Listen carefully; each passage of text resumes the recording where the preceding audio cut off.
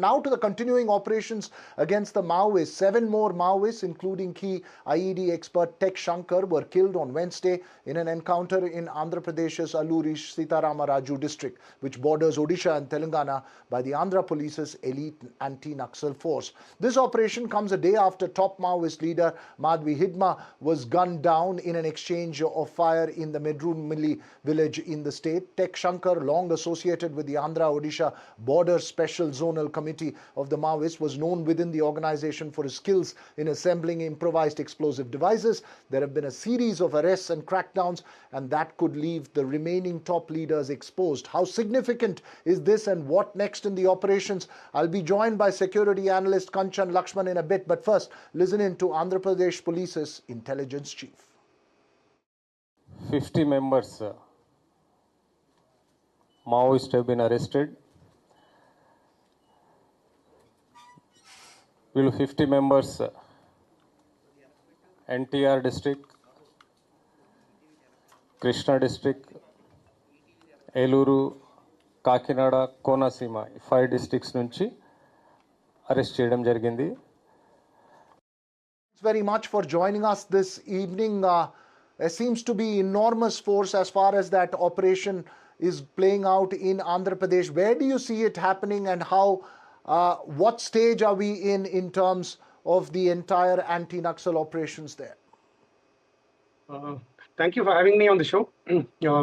If one looks at today's neutralization, and along with the neutralization of Hidma, and if one can just go slightly behind in the last 6 months, there have been 3 sort of turning points in the operations this year at least, which marks a transformation in the counterinsurgency operations. The first, I would believe, is the 21-day long operations that happened sometime in April, May, in a place called Koragutta Hills, which is on the Bijapur Telangana border. That operation really set the ball rolling.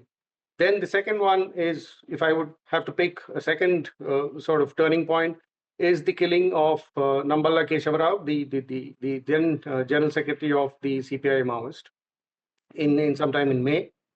Third one would be Hidma's killing yesterday. So these 3 mark a turning point in the counterinsurgency operations. And if one looks at the entire year, we've seen a significant transformation, and we are very close to what is an end game of the Maoist insurgency in Chhattisgarh. And the whole objective of an Naxal-free India sometime early next year is much closer to reality than, let's say, last year.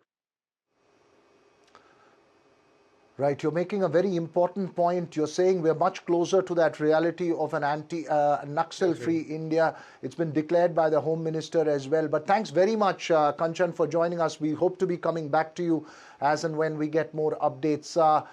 We'll be joined by Vasudha Venugopal, who's right now at Patna getting all set for the Nitish 10.0, as it's being called. Vasudha, that will come to you after the break, but Vasudha, you're all set for that.